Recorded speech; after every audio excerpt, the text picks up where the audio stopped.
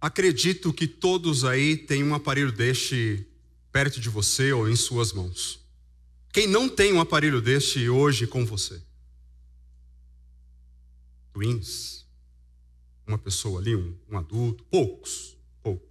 Mas a maioria de nós temos aqui um celular. E para que serve um celular? É um instrumento de comunicação. Vamos dizer, de relacionamento. Quando eu era mais jovem, isso há um bom tempo atrás, nós não tínhamos telefone dentro de casa. Telefone era algo difícil de se ter dentro de casa, em suas famílias, nas famílias. Lembro que nós morávamos num prédio, num condomínio, e lá conseguimos um ramal. Então, para ligar para casa, você ligava no condomínio, pedia o ramal e transferia. A telefonista falava, por favor, qual ramal? Ramal X. E aí ligava para casa, você atendia, olha, tal pessoa quer falar com você. E aí você conversava com ela. Ou tinha o recurso do orelhão. Então, você precisava ligar para alguém que possivelmente tinha um telefone na sua casa. Você ia atrás de um orelhão e lá no orelhão tinha uma fila. E o que mais dava angústia era quando você olhava para a pessoa na sua frente, ela estava com aquela cartela imensa de fichas. Ou seja, ela ia gastar muito tempo ali conversando com alguém. Não é muito diferente como os dias de hoje as pessoas elas têm se comunicado com Deus na oração. Nós lemos livros antigos, livros de orações dos puritanos, por exemplo, o Vale da Visão, e nós vemos ali tratados teológicos em oração a Deus. Nós lemos livros de oração e percebemos diversos irmãos ao longo da história que de fato se relacionavam intimamente com Deus em oração. Mas à medida que a tecnologia foi nos aproximando na nossa comunicação direta, com o telefone dentro de casa, depois com o celular, agora com os aplicativos como WhatsApp, Telegram e tantos outros, nós nos comunicamos muito rápido, mas uma comunicação fria. Isso também é muito parecido com as comunicações que existem nas redes sociais. Então a gente percebe muitas pessoas dialogando, escrevendo muitas coisas nas redes sociais, e é um leão digitando, é um leão verbalizando, mas pessoalmente é um bicho preguiça. Não consegue conversar, não consegue olhar no outro, não consegue se relacionar. Tendo isso como base, o relacionamento do povo de Deus com Deus Salvador tem sido muito escasso.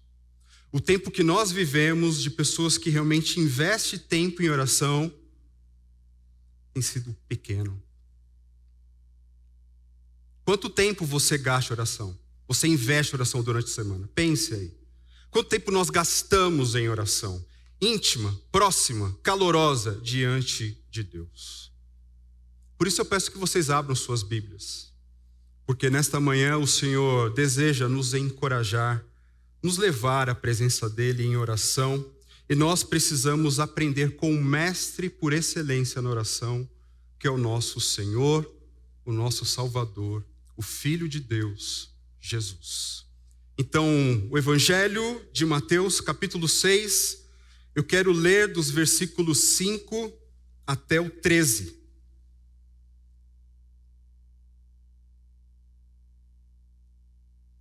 Mateus capítulo 6, de 5 a 13. E quando vocês orarem, não sejam como os hipócritas. Eles gostam de ficar orando em pé nas sinagogas e nas esquinas, a fim de serem vistos pelos outros. Eu lhes asseguro que eles já receberam sua plena recompensa.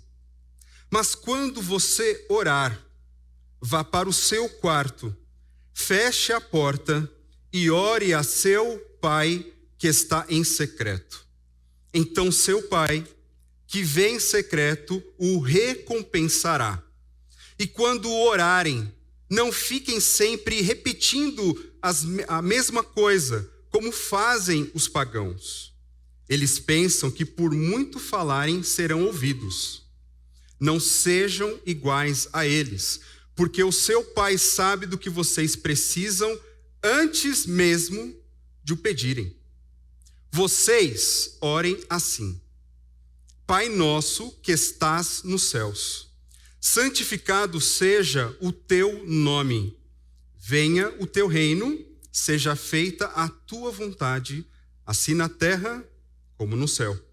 Dá-nos hoje o nosso pão de cada dia. Perdoa as nossas dívidas, assim como perdoamos aos nossos devedores.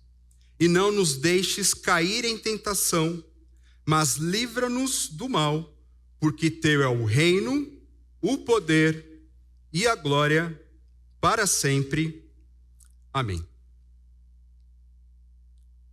George Buttrick, a respeito a essa oração, ele diz assim: há trovões e poderes em uma neblina espectral nessa oração.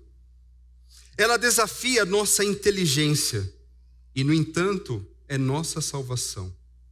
Ela é breve.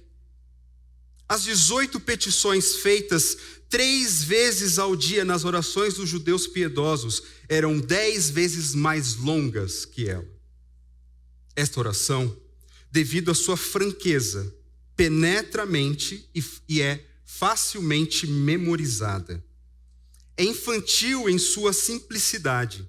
Estadistas e homens de rua, filósofos e homens rústicos, bispos e os mais jovens catecúmenos se reúnem em volta desta oração.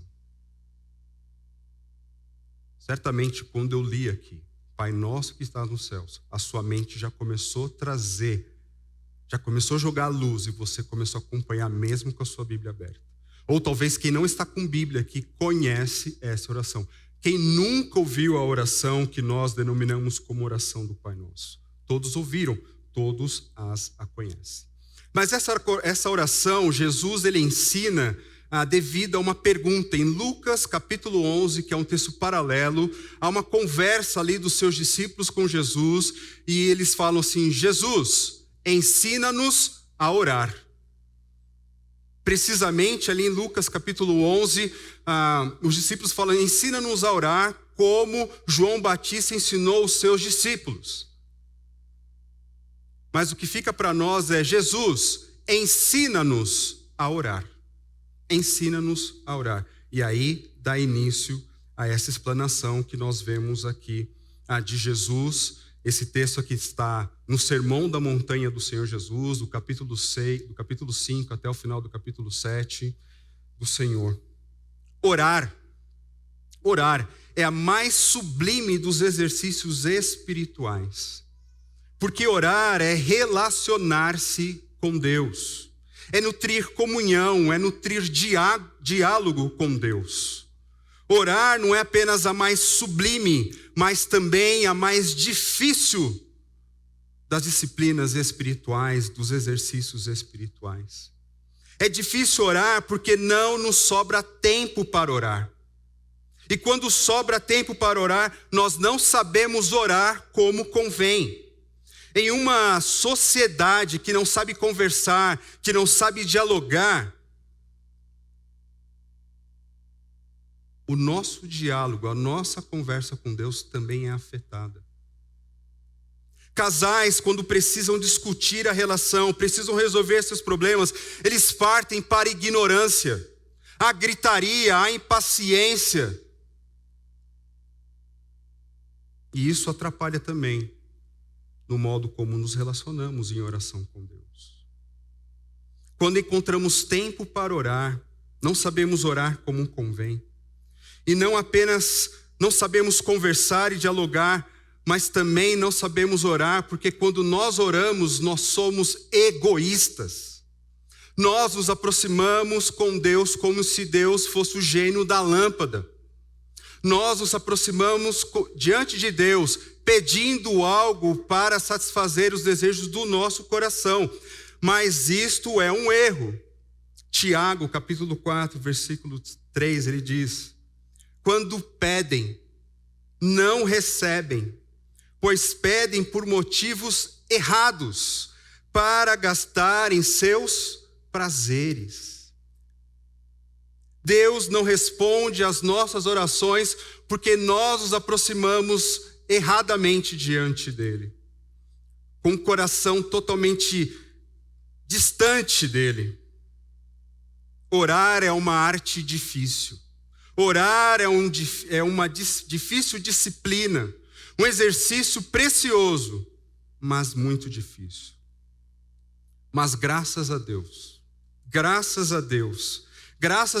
por Jesus, que é o mestre por excelência, que ele nos deixa um esboço a partir do qual podemos construir a nossa vida de oração. E esse esboço está aqui, Mateus capítulo 6, de 9 a 13. A oração do Pai Nosso, como nós chamamos, como costumamos denominar, ela está dividida em duas partes.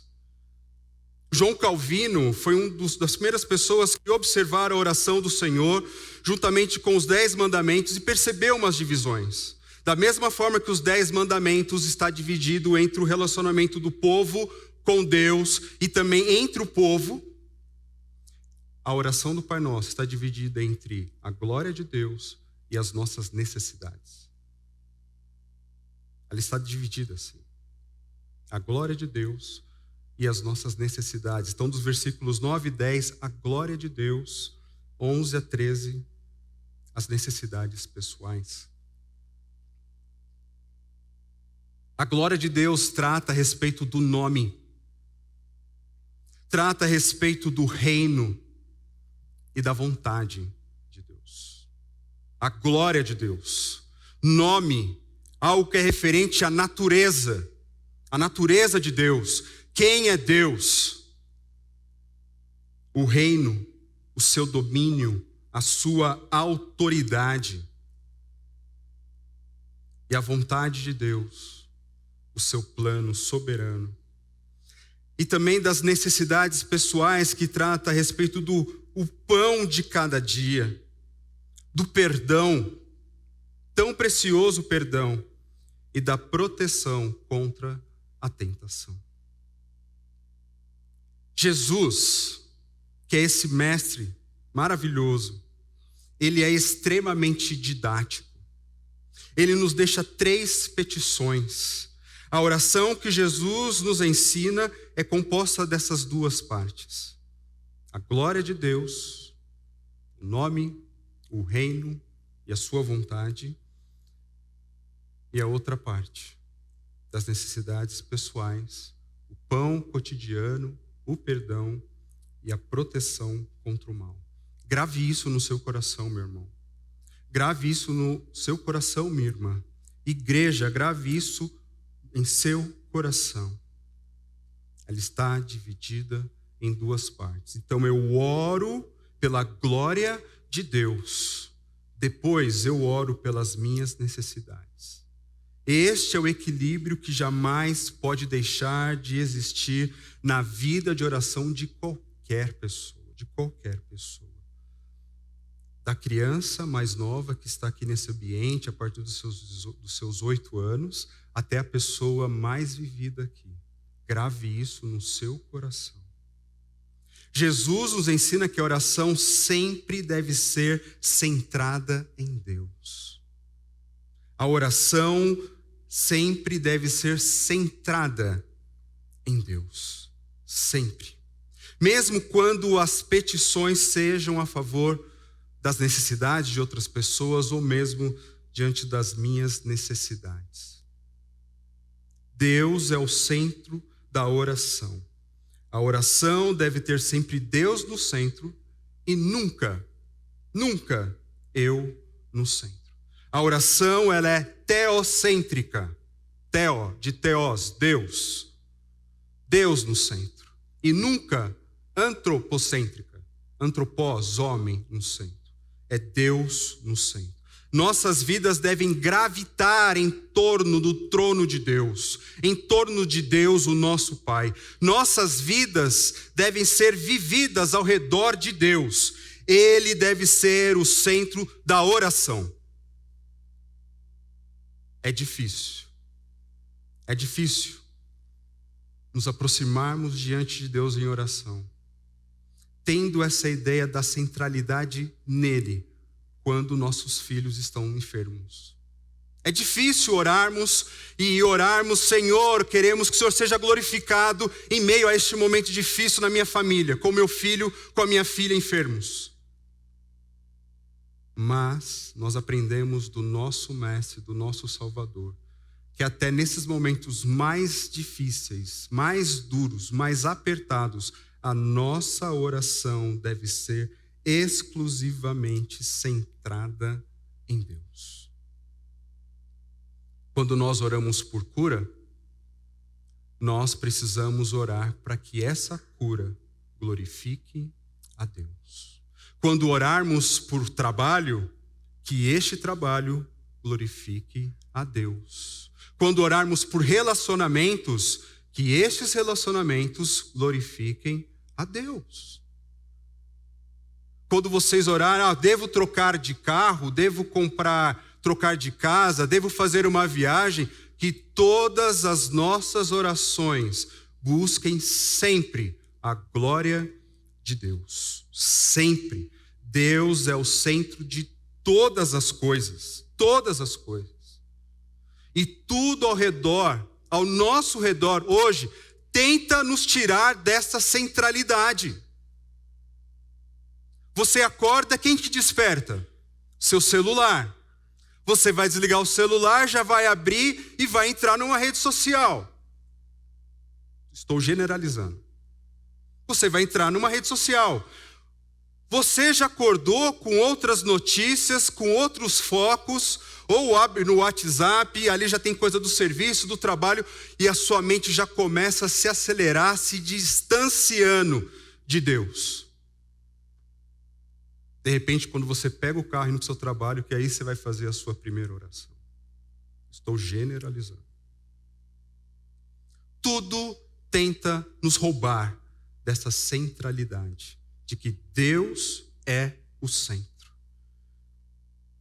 E aí, quando os nossos corações ficam distantes de Deus, a nossa oração é uma oração má. E Deus não responde orações más. E repito, Tiago 4:3. Quando pedem, não recebem, pois pedem por motivos errados, para gastar em seus prazeres. Esta oração, ela não vai ser respondida. E ela não é respondida porque Deus não é o centro da oração. Quando Deus não é o centro das nossas orações, nós não vivemos como se Deus fosse o centro das nossas vidas. Você quer saber como está a sua vida espiritual? Preste atenção nas suas orações. A oração é um raio-x da alma. Se você não orar, você está morto. Se você ora e percebe um conteúdo distorcido, você está enfermo. Ore. Preste atenção no que você ora e como você ora. Se tudo o que ora não é para a glória de Deus, é porque Ele não é o centro da sua vida. E quando Deus não é o centro das nossas vidas, nós somos ateus na prática. Na prática, nós somos ateus. Este ensino, como eu disse, ele está dentro do Sermão da Montanha. E quando Jesus ele finaliza o Sermão da Montanha, ele diz que a pessoa que ouviu a palavra dele, que coloca em prática essas palavras, é uma pessoa sábia, é uma pessoa prudente, porque ela construiu a sua vida sobre a rocha, e a rocha é Cristo, e Cristo nos leva a centrar as nossas vidas em Deus. Mas aquele que despreza, aquele que não ouve, aquele que não obedece às palavras de Jesus, é um insensato que está construindo a sua vida, a sua casa sobre areia. E nós sabemos, se você está vivo, nós sabemos que as dificuldades, uma hora, bate a porta da nossa casa. Se você tem construído a sua vida nessa centralidade de Deus, sobre a rocha que é Cristo, o medo vai assolar o coração. Mas nesse momento nós clamaremos ao nosso Deus. Mas quem tem construído a sua casa sobre areia vai perecer, vai sofrer.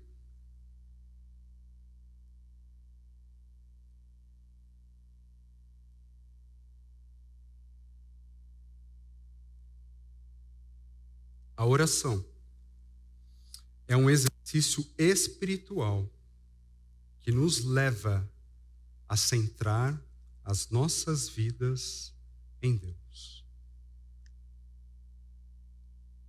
Vamos ler juntos? A oração é um exercício espiritual que nos leva a centrar as nossas vidas em Deus. Agora só vocês. A oração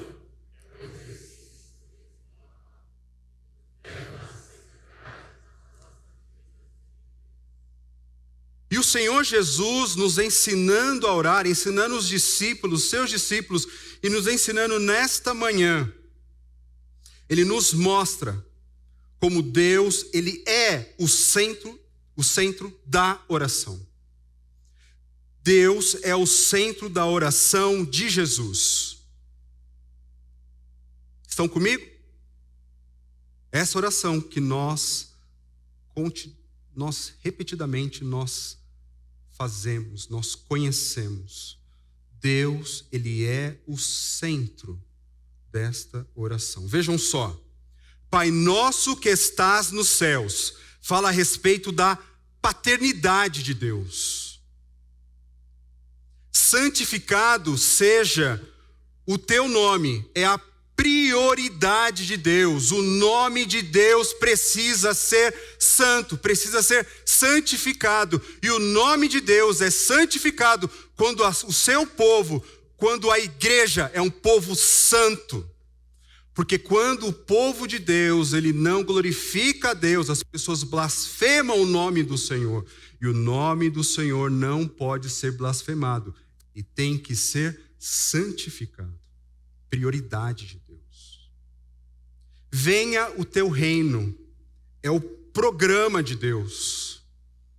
O reino de Deus já habita no coração dos salvos. É o já e o ainda não, ele já habita no coração do seu povo. Mas há de ser pleno um dia. E nós aguardamos este reinado vitorioso, justo e maravilhoso do Senhor. E nessa oração é um clamor para que o reino de Deus seja estabelecido agora. Venha agora o teu reino.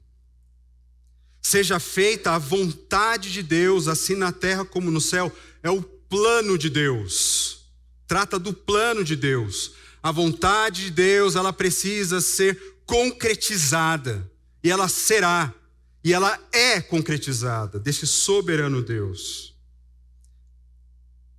Dá-nos hoje o nosso pão de cada dia. Fala da provisão de Deus, do sustento de Deus, da força que o Senhor dá para os seus, para trabalhar, inteligência para negociar, para trazer o alimento para dentro de casa.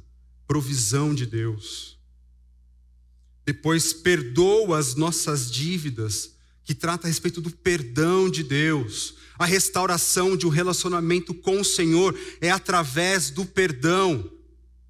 Quem está distante de Deus, que ainda não confessa Jesus como seu Salvador, é por meio do perdão que se achega a Deus. E aquele que já está em Cristo, e quando falha, escorrega, peca, quebra uma comunhão, e de novo você clama por perdão para que essa comunhão ela seja restaurada, seja renovada.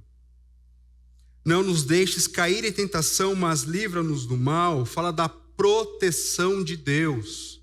Senhor, me proteja, eu não quero desonrá-lo, eu não quero cair em pecado. Tentação não é pecado. Pecado é cair em tentação. Então, quando a tentação bater na porta aí do seu coração, clame a Deus. O primeiro passo para fugir do pecado é clamar a Deus. Pois teu é o reino e o poder e a glória. Trata sobre a primazia de Deus. Reino, o poder e a glória. Vejam, toda oração tem Deus no centro. Toda oração tem Deus no centro. E hoje eu quero falar do primeiro passo da oração, a paternidade de Deus. Deus é Pai. Digam comigo, Deus é Pai. E nós aprendemos isso desde cedo. As pessoas verbalizam isso nas ruas. O nosso país religioso, como é, ao longo das eras. Deus é Pai. Mas fala isso de uma maneira totalmente impensada.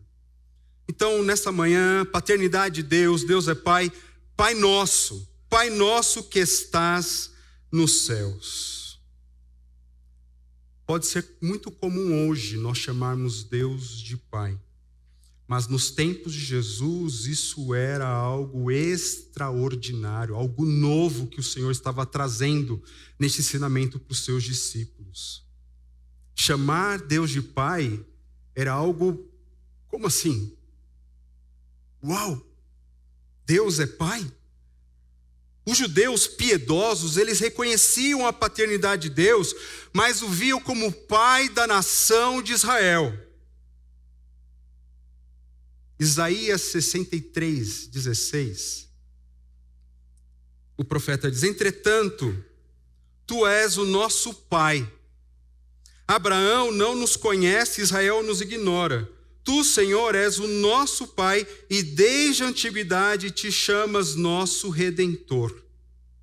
Eles reconheciam a paternidade, o fato de Deus ser seu Pai, mas era algo distante, frio, bem longe, bem longe. Deus era o Pai de Israel, era o Pai daqueles que temiam Javé, mas não era um Pai íntimo, não era um Pai pessoal. Então, em todo o Antigo Testamento, a palavra Pai, de Gênesis a Malaquias, ela aparece 14 vezes. 14 vezes a palavra Pai para Deus, ela aparece no Antigo Testamento de Gênesis a Malaquias. Todas de uma forma impessoal. Todas de uma forma distante e fria. É o nosso Pai. Deus como Pai, falando, pode parecer algo estranho. Para o judeu, Deus era soberano, criador de todas as coisas, mas existia uma distância neste relacionamento. Israel, com a sua dureza, com a sua teimosia, ela não queria uma intimidade com o seu pai. A figura paternal de Deus, ela ficou desbotada na parede. Era uma gravura, era uma foto daquele que libertou o povo do Egito, que fez uma nação, mas era algo distante, frio. Olha só essa recordação que nós temos, nós fomos libertos.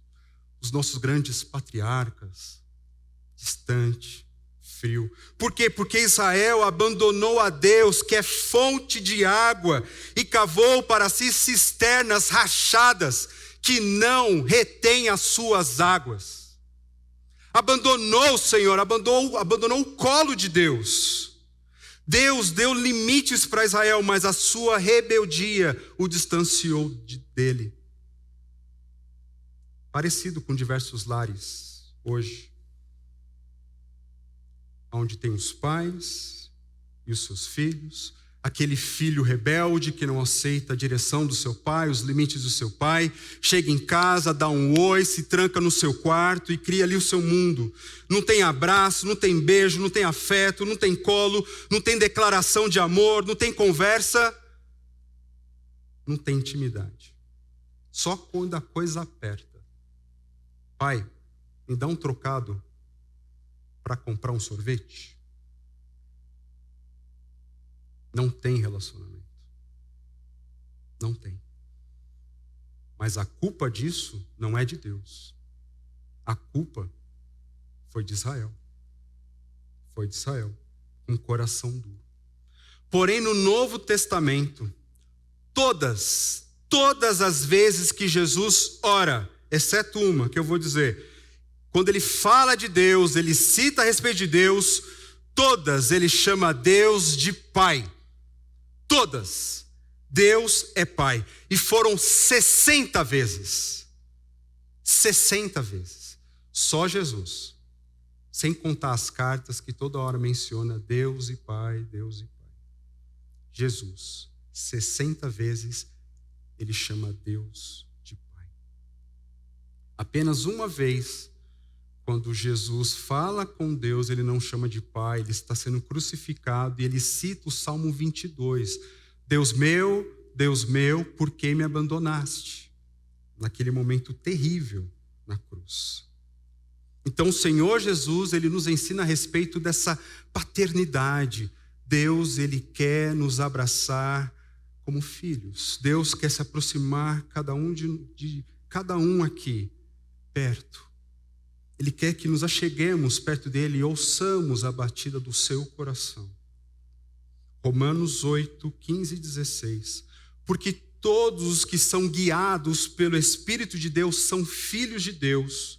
Pois vocês não receberam um espírito que o escravize para novamente temer, mas receberam o Espírito que os adota como filhos, por meio do qual clamamos, Abba, Pai. Abba. Quando Jesus ensina aos seus discípulos, ele usa essa palavra no aramaico, Abba, que era a maneira como os filhos se relacionavam com o seu pai. Abba. E uma boa tradução seria papai amado. Abba expressa intimidade. Abba expressa carinho. Abba expressa amor. Papai amado. Papai amado. Se quisermos orar, a primeira coisa que temos que aprender é que Deus é o nosso papai amado.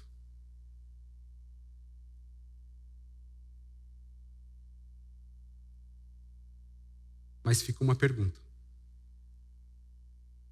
Quem são os filhos de Deus? Todos são filhos de Deus? Desde pequeno eu sempre ouvi isso. Todos são filhos de Deus. Todas as pessoas são filhos de Deus. Errado. Nem todas as pessoas são filhos de Deus. Nem todas as pessoas. Deus sim, ele é o Pai de toda a criação. Deus, ele é o Criador de todas as pessoas. Mas essa filiação paternal, ela só acontece por meio de Jesus.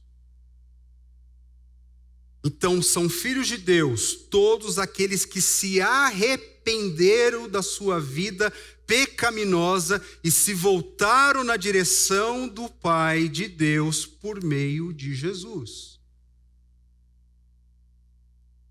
Você pode estar pensando assim, toda oração que eu faço, eu chamo Deus de Pai. Mas se Deus não é seu Pai por meio de Jesus, você está chamando alguém de Pai que não é o teu Pai. Eu não vou ser politicamente correto. Nem todos são filhos de Deus. Efésios capítulo 2 diz que aqueles que não são filhos de Deus são filhos da ira.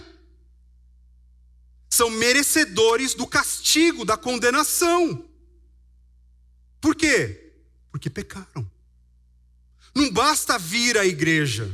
Não basta cantar louvores, não basta dar oferta, dar dízimo, permitir que a sua família frequente a igreja. Você precisa se arrepender da sua vida distante de Deus e se aproximar do Pai através de Jesus. Ninguém vem ao Pai senão por mim, disse o Senhor Jesus. É somente em Cristo que este relacionamento é plenamente restaurado. Porque todo aquele que não confessa Jesus como seu Salvador não é filho de Deus.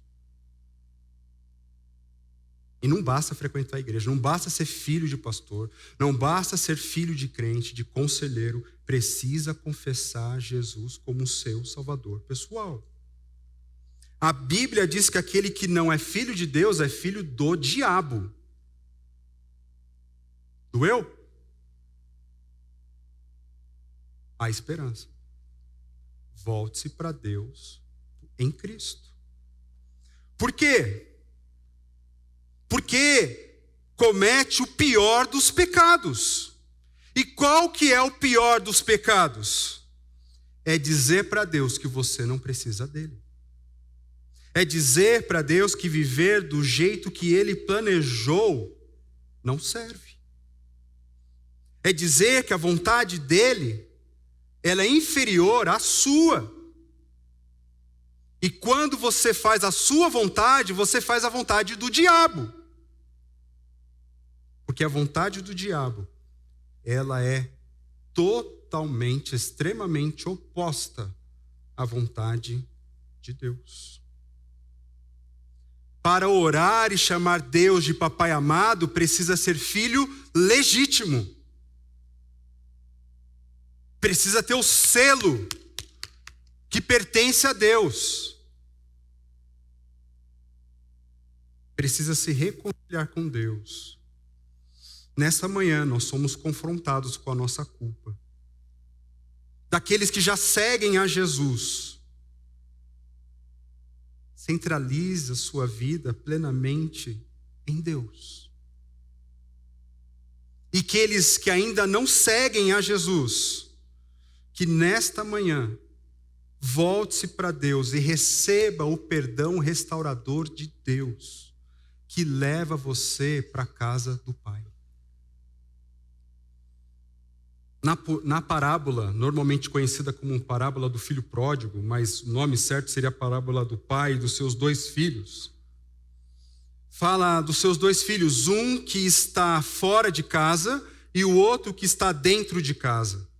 O que está fora de casa, ele se esbanja nos seus prazeres, nas suas vontades, ele se entrega à libertinagem, gasta tudo, se entrega a tudo que é mal.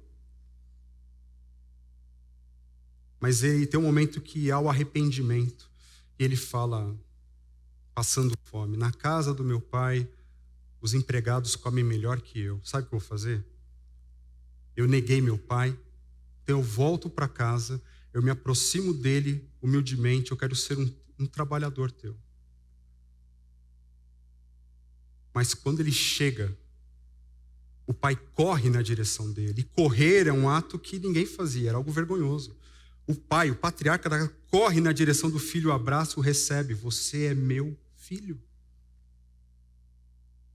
O filho mais velho, ele também é pródigo, ele também é gastador. A palavra pródigo é gastador, esbanjador, a pessoa que se entrega totalmente. O filho também é pródigo em quê? Nas suas obras.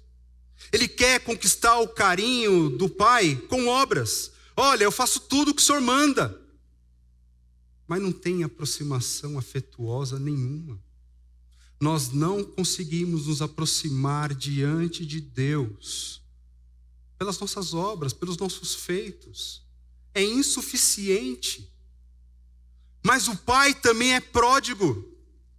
O pai também é esbanjador, ele se dá totalmente, porque ele recebe o filho que o abandonou, que o negou, e ele faz o convite para o filho mais velho. Entra. Entra para casa, vamos festejar, vamos celebrar. Então nós temos dois convites nessa manhã, 2 convites. Mas é necessário ser filho legítimo. Vamos ler alguns textos da Bíblia. João 1, versículo 12. Contudo, aos que o receberam, aos que creram em seu nome, deu-lhes o direito de se tornarem filhos de Deus. precisa crer em Cristo. Totalmente. Gálatas 3:26. Todos vocês são filhos de Deus através da fé em Cristo Jesus. Romanos 8:14. Porque todos que são guiados pelo Espírito de Deus são filhos de Deus. E Gálatas 4:6.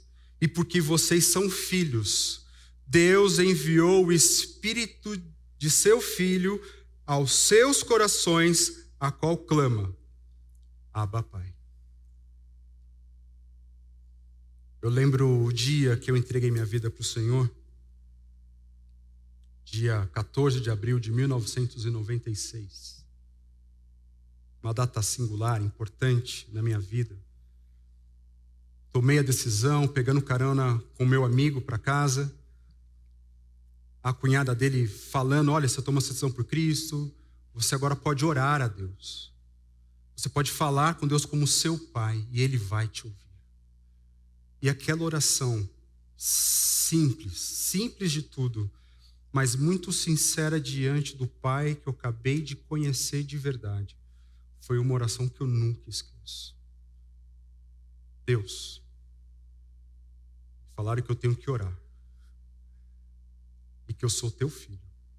Estou aqui, me ajuda. Fui abraçado, estou nas mãos do Senhor e nada, ninguém, criatura alguma pode me separar do amor de Deus que está em Cristo Jesus. Abra seu coração totalmente a Deus, totalmente. Não deixe para depois. Faça isso agora. Mergulhe agora no mar do amor de Deus através de Jesus. Quando eu cheguei na minha adolescência, minha família não era do Senhor, e eu e meu pai começamos a ter muitos conflitos diários, vergonhosos. Nós morávamos num prédio, um apartamento colado no outro, todo mundo ouvia o nosso show. Ele era uma pessoa iracunda e eu, como ele, também era. Nós vivíamos distantes, nós vivíamos em conflito, nós vivíamos separados. Eu era aquele filho que deu o oi quando chegava da escola, não dizia para o meu pai o quanto ele era importante para mim e me trancava no meu quarto. Jesus chegou primeiro na minha vida, depois na vida do meu pai, depois na minha mãe, e essa distância começou a diminuir. Não com passos largos, mas com passos bem pequenos, mas ela diminuía a cada dia. Não na velocidade como deveria ser, mas ela diminuía. Passou anos com esses passos pequenos, me casei com Priscila, os passos foram diminuindo, né, foram aumentando, a distância foi diminuindo, e chega aquela notícia maravilhosa: você vai ser pai. Aquela notícia, primeiro filho, né? Eu vou ser pai. E demos a notícia para a nossa família. Eu lembro, nós temos gravado quando demos para meu pai, para minha mãe, a alegria deles, o choro, a emoção tomando conta. E nesse tempo eu estava indo aos finais de... depois de um tempo, uma igreja me convidou para trabalhar lá, mas eu ainda não podia me mudar, Priscila grávida, não podia sair do trabalho. E aí nós fizemos lá um trato de ir os finais de semana para a igreja. Então eu pegava o ônibus 1h da manhã na rodoviária do Tietê, chegava às 7h da manhã lá em Bebedouro. O Paulinho, que está aqui, foi minha ovelha lá. 7h da manhã chegava em Bebedouro. E aí acabava o culto da noite, saía com os jovens, pegava o ônibus 1h da manhã em Bebedouro, chegava às 7h da manhã em São Paulo, pegava o ônibus, chegava em Guarulhos, pegava o carro, levava minha esposa para o trabalho e voltava para casa para descansar. Essa era a minha rotina de final de semana. Doideira. Não sei se eu faria isso de novo, mas eu fiz. E nesses tempos de viagem, eu lembro que eu pensando nessa dimensão, essa nova realidade de ser pai, começou a tomar conta do meu coração. E eu falei assim: eu quero ser o melhor amigo do meu filho. E aí eu lembrei que eu não era o melhor amigo do meu pai. E lembrei que meu pai não era o meu melhor amigo. E eu falei, Senhor, isso precisa mudar. Nós estamos em Cristo, Ele é do Senhor, eu sou do Senhor, eu tenho uma família que quer ser construída em volta do Senhor, mas é um relacionamento frio, um relacionamento distante. O que eu tenho que fazer? E a primeira coisa que o Senhor diz para mim é: engole o teu orgulho. Por quê? Porque uma das desculpas que eu mais usava para mim é o seguinte: ele é meu pai, ele é mais velho, ele tem que tomar a iniciativa. Essa era como eu pensava. Então eu juntei meus trocados ali, liguei para o meu pai, ele também folgava na segunda-feira. Alô? Oi, pai, é o Fábio. Fala. Vamos almoçar juntos? Eu pago. Então eu pago. Não, eu estou convidando, eu quero pagar. Vamos almoçar juntos? Tô indo aí, nós vamos almoçar juntos hoje. Mas tô indo aí. Cheguei lá, ele não estava arrumado, conversei lá, incentivei. Vamos. Aí eu levei num lugar que eu almoçava, porque durante a semana eu trabalhava na igreja em Guarulhos. Vamos almoçar ali. Fomos. E aquela distância ainda de sentar na mesa e como conversar, eu falei, vou falar do neto, que está vindo. Então o assunto lá sempre era o neto. Então, e aí vinha, né? As expectativas dele como avô, o que ele iria fazer, eu como pai, eu já também mudar de cidade, como seria essa distância. E aí, na outra segunda-feira, ainda foi uma coisa meio fria mesmo assim. Na outra segunda-feira eu cheguei, tirei minha soneca, eu falei, vou chamar ele para almoçar de novo. Pai, vamos almoçar de novo? Ele, toda segunda-feira agora? Eu falei, toda segunda-feira. Vamos? Mas hoje eu pago. Eu falei, não, hoje eu pago. Semana que vem você paga, nós vamos num lugar melhor. E aí fomos, e essa virou nossa rotina. As nossas segundas-feiras foram segundas-feiras de restauração. E eu lembro que uma das vezes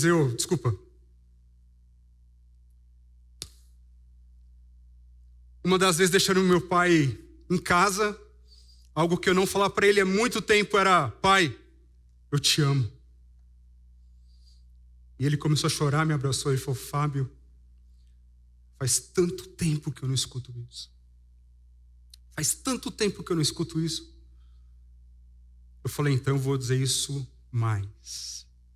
E todas as segundas-feiras era: oi, pai, bom dia, eu te amo, vamos almoçar? E toda segunda-feira nós saímos para almoçar. E o nosso relacionamento, ele foi aproximado. Meu pai não conheceu o neto. Mas meu pai goza, desfruta hoje com o Pai eterno. Porque um dia ele confessou Jesus como seu Salvador pessoal. E você precisa confessar Jesus como seu Salvador. Porque quando você confessar Jesus como seu Salvador, você vai poder orar e dizer: Papai amado, eu amo você. Os filhos de Deus, eles são os únicos que podem invocar a Deus orando: Papai amado. Eu não estou falando sobre relacionamento familiar. Isso pode acontecer e louvado seja Deus. Eu estou falando do seu relacionamento com Deus. O nosso Pai, o Pai por excelência.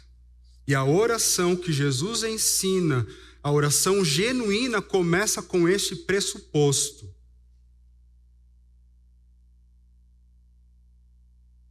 eu tenho que chamar Deus de Pai.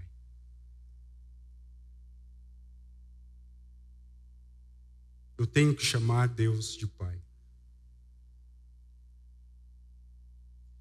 Poder invocar Deus dizendo: Pai nosso que estás nos céus,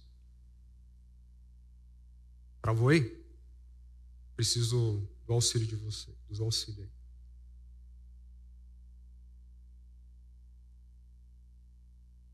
Tudo bem. Poder invocar a Deus dizendo Pai Nosso que estás nos céus é poder contar com o coração de Deus, com o seu amor. Poder invocar dizendo Pai Nosso que estás nos céus é poder contar com o colo de Deus, que é o seu tempo. Poder invocar a Deus dizendo Pai Nosso nos céus é poder contar com os ouvidos de Deus, que é a sua atenção. Poder invocar a Deus dizendo Pai Nosso nos céus é poder contar com as mãos de Deus, que é o seu poder e o seu cuidado. E poder invocar a Deus dizendo Pai Nosso que estás nos céus é poder contar com as bênçãos eternas de Deus. E quais são as bênçãos eternas de Deus? É poder chamar eternamente Deus de Pai. Pai Nosso que estás nos céus. Terminando, um autor que eu gosto muito, que é o J.I. Packer, falecido recentemente, no seu livro O Conhecimento de Deus, que eu também recomendo, na página 124 ele diz assim, ou 128, eu não marquei aqui, mas ele diz assim: você resume todo o ensino do Novo Testamento em uma única frase, se falar dele como uma revelação da paternidade do Santo Criador.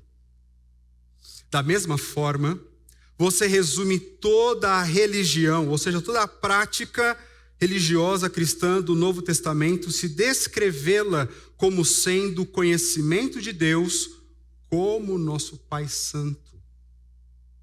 Tudo o que Cristo ensinou e tudo o que faz o Novo Testamento ser algo novo e melhor do que o Antigo Testamento, tudo o que é distintamente cristão em oposição àquilo que era meramente judaico, resume-se no conhecimento da paternidade de Deus. Pai é o nome cristão para Deus.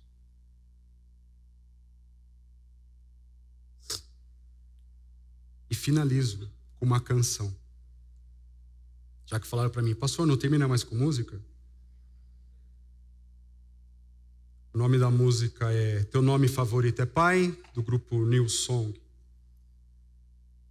Deus Todo-Poderoso, Senhor de toda a criação, Ancião de dias, o Santo, Rei Eterno, Deus Javé, Altíssimo. O Senhor nos deu muitos nomes para chamá-lo, mas um prevalece, pois é o teu nome favorito. Teu nome favorito é Pai. Gostas de ouvir teus filhos chamando. Estás lá para nos pegar quando estamos caindo. Teu nome favorito é Pai. Vamos orar.